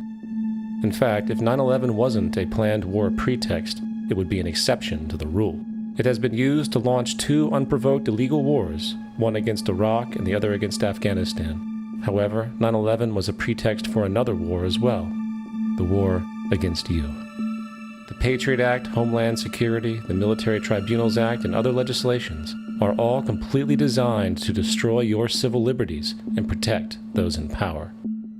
Currently in the United States, unannounced to most Americans, your home can be searched without a warrant, without you being home.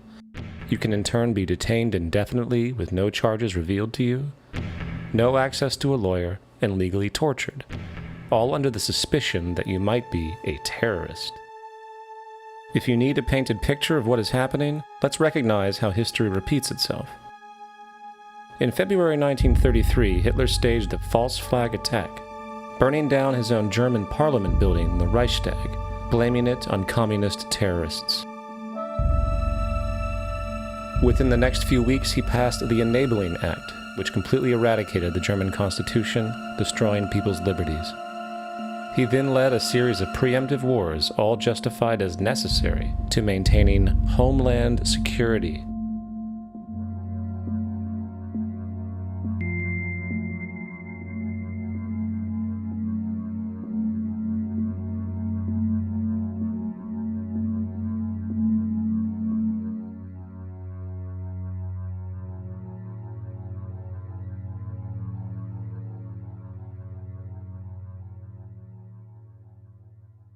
Am Schicksal des Kommunismus und der sich mit ihm verbrüdernden anderen Organisationen ändert dies nichts.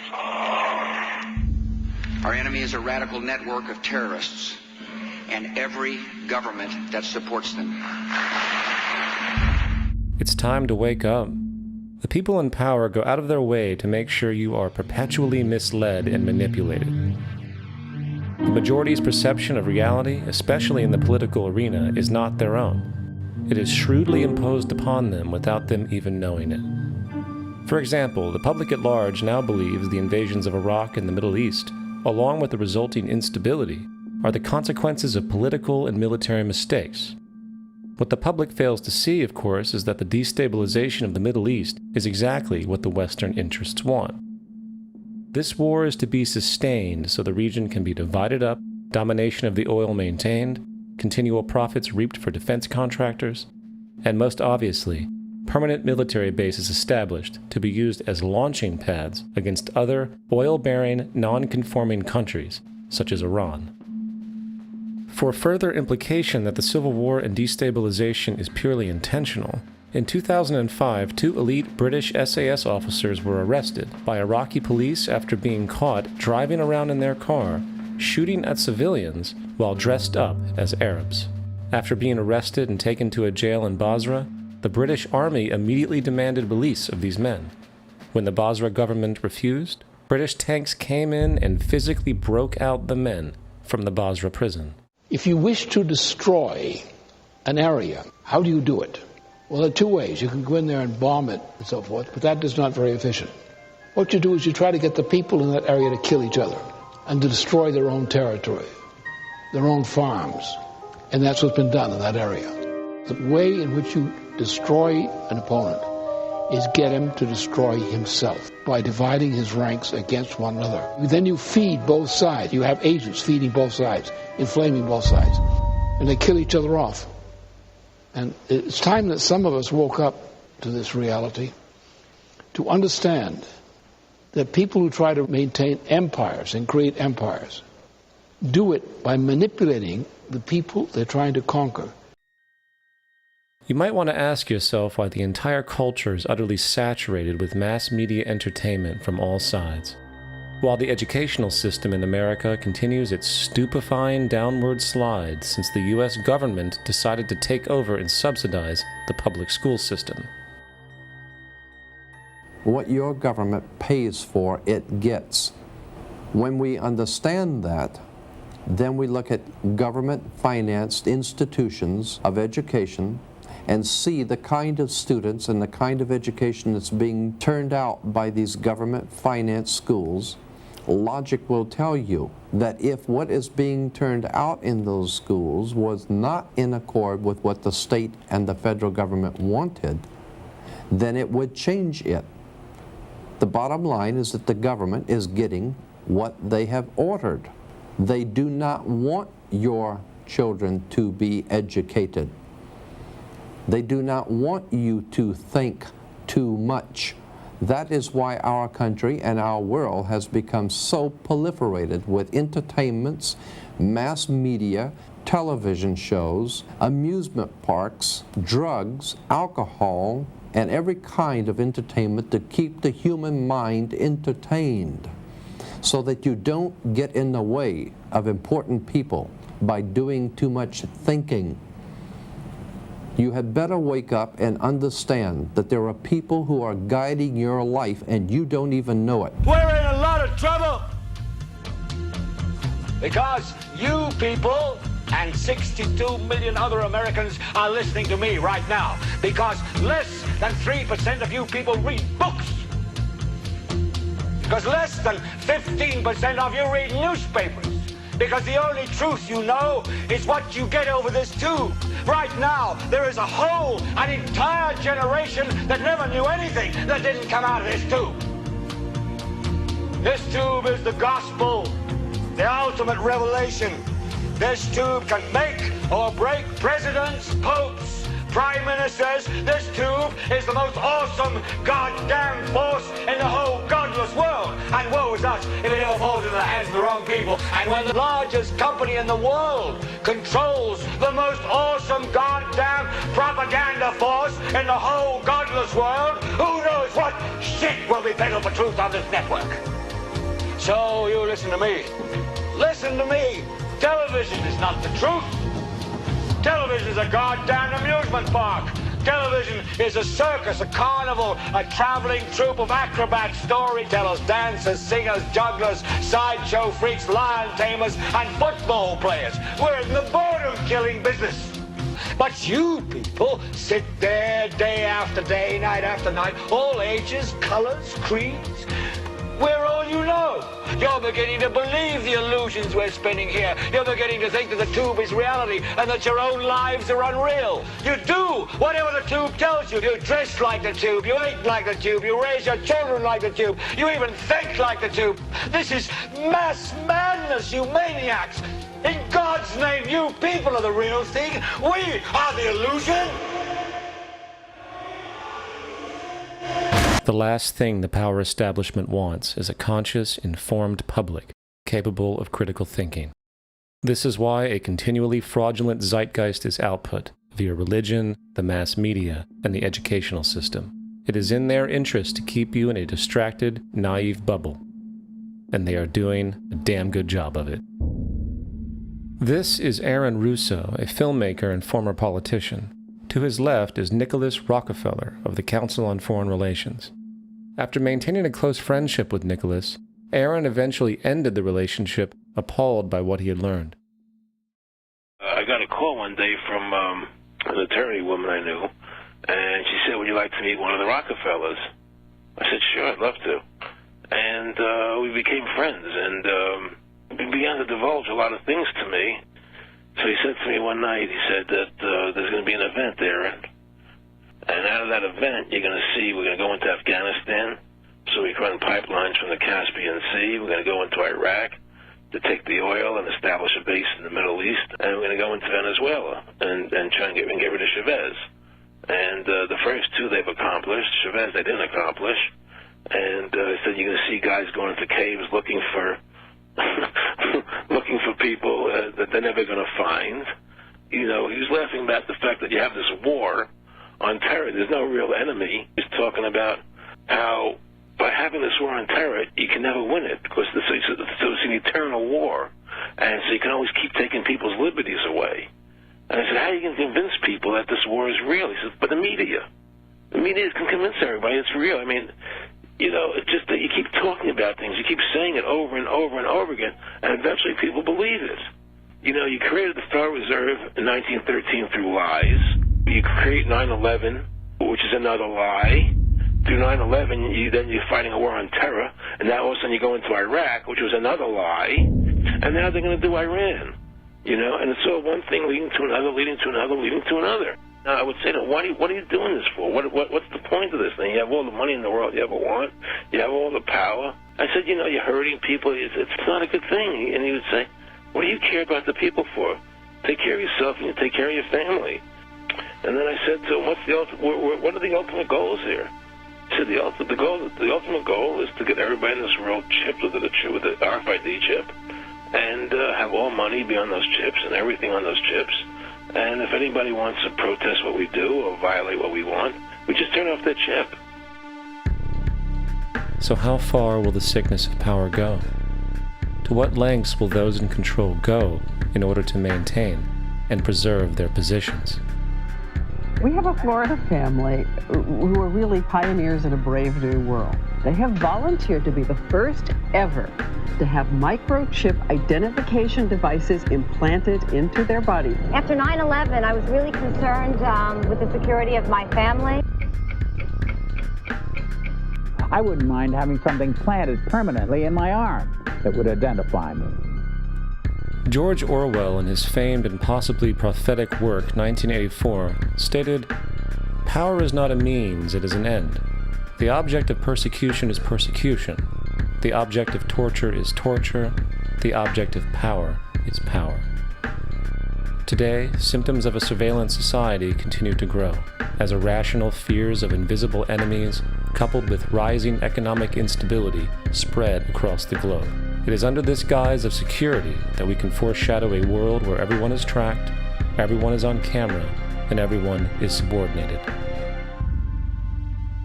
The most incredible aspect of all, such totalitarianism would likely not be forced upon the people, rather the people will demand it. For the social manipulation of society through the generation of fear and division has completely inhibited the culture. Religion, patriotism, race, wealth, class, and every other form of arbitrary separatist identification and thus conceit has served to create a controlled population, utterly malleable in the hands of the few. Divide and conquer is the motto, and as long as people continue to see themselves as separate from everything else, they lend themselves to being completely enslaved. However, if the people ever realize the truth of their relationship to nature, and the truth of their personal power to effect change, the entire manufactured zeitgeist that's preyed upon would collapse like a house of cards.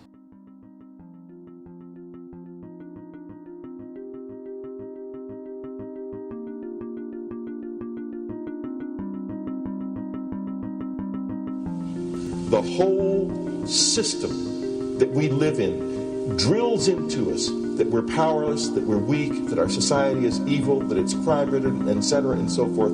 It's all a big, fat lie. We are powerful, beautiful, extraordinary. There is no reason why we cannot understand who we truly are, where we are going. There is no reason why the average individual cannot be fully empowered. We are incredibly powerful beings. You know, I think I spent 30 years of my life, in the first 30, trying to become something. I wanted to become good at things. I wanted to become good at tennis. I wanted to become good at school and grades and everything I kind of viewed in that perspective. I'm not okay the way I am, but if I got good at things, you realize that I had the game wrong. The game was to find out what I already was.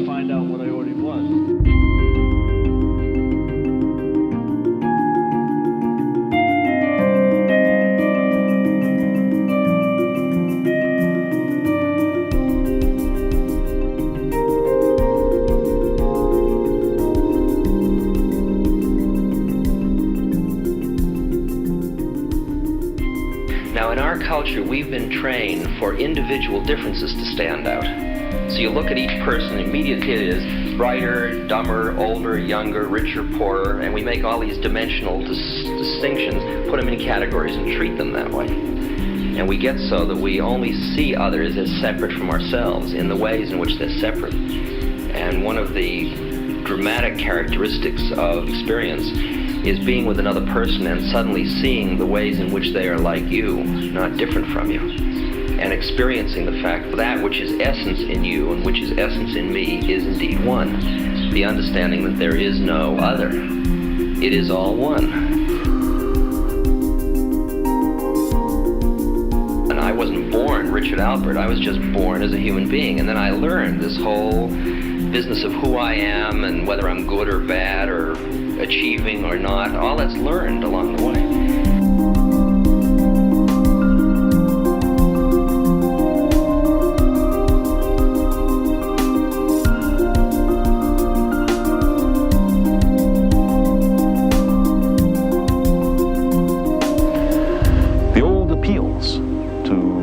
racial, sexual, and religious chauvinism to rabid nationalist fervor are beginning not to work. A new consciousness is developing which sees the earth as a single organism and recognizes that an organism at war with itself is doomed.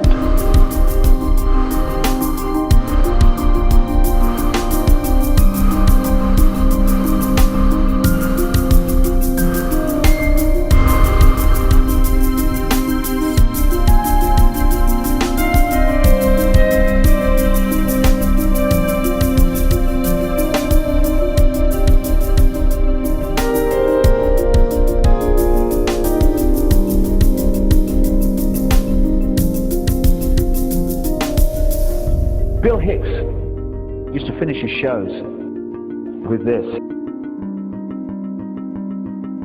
Life's like a ride in an amusement park. And when you go on it, you think it's real, because that's how powerful our minds are. And the ride goes up and down and round and round. It has thrills and chills, and it's very brightly colored. And it's very loud, and it's fun for a while.